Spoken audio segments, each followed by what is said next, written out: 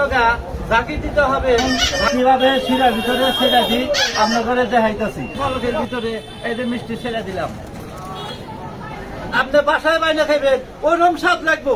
বিসমিল্লাহির রহমানির রহিম। এই যে আমার সামনে দেখতেছেন এরকম দুধের ছানা। এই দুধের ছানাতে কি বানামু, আজকে বানাবো মিষ্টি।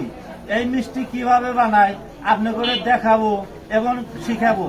এখানে হলো 1 কেজি ছানা। 1 কেজি ছানার ভিতরে দিয়া দিলাম 150 গ্রাম ময়দা।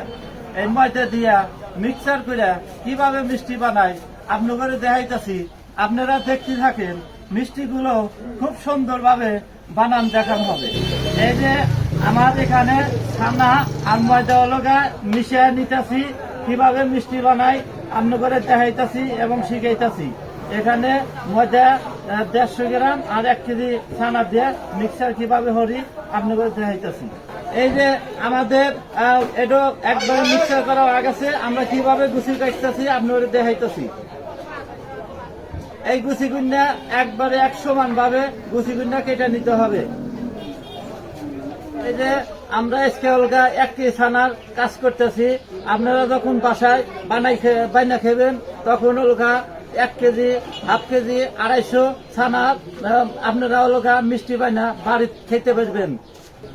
এই যে আমাদের গুছি কাটা হয়ে গেছে, কিভাবে আমরা গুছি গুন্না পাহাই আপনি করে দেখাইতেছি।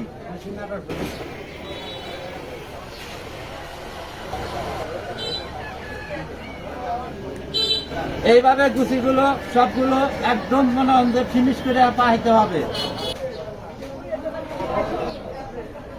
এই যে আমাদের এখানে পাহাড় অর্ধেক হয়ে গেছে, এইদিকে ওইদিকে এখন সিরা কিভাবে হচ্ছে সিরা আপনাদের দেখাইতেছি।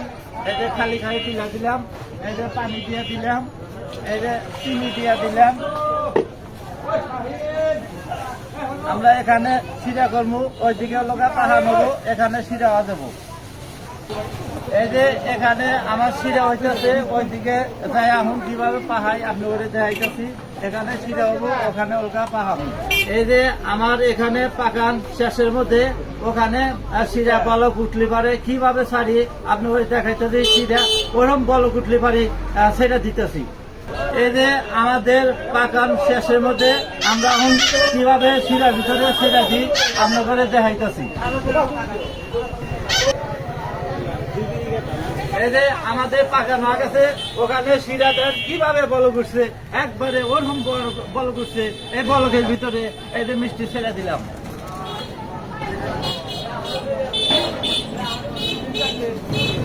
এই যে মিষ্টি ছাড়ছি, ছোট ছোট মিষ্টি ছাড়ছি। এই মিষ্টি গুন্না দেন কত বড় বড় মিষ্টি হয় আপনাদের দেখাইতেছি।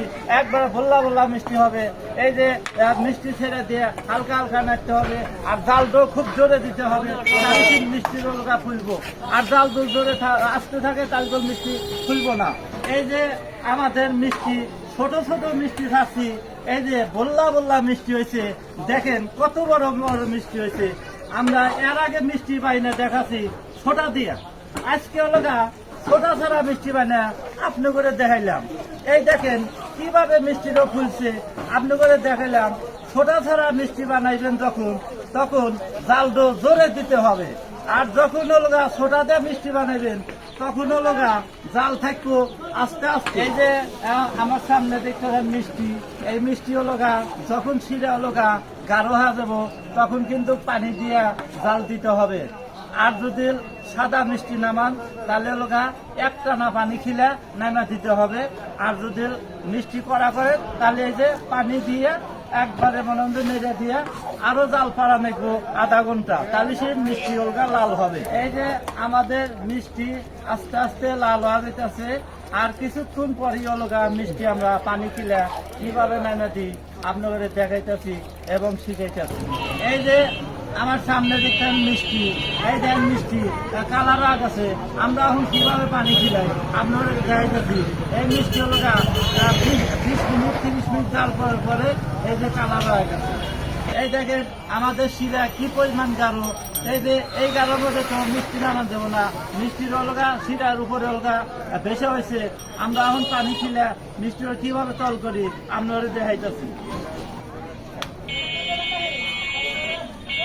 এই যে এইভাবে হলো গা পানি খিলাইতে হবে।